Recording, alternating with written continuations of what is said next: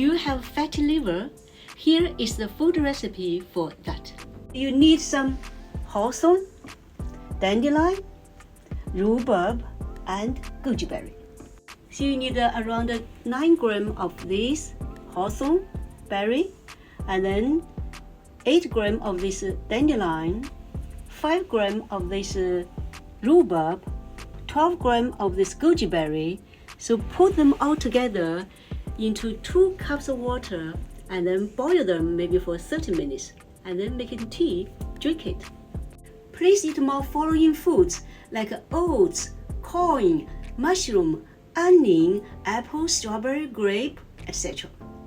At the same time, do this acupressure exercise. 3 fingers above your wrist line in the middle, this side and both sides too.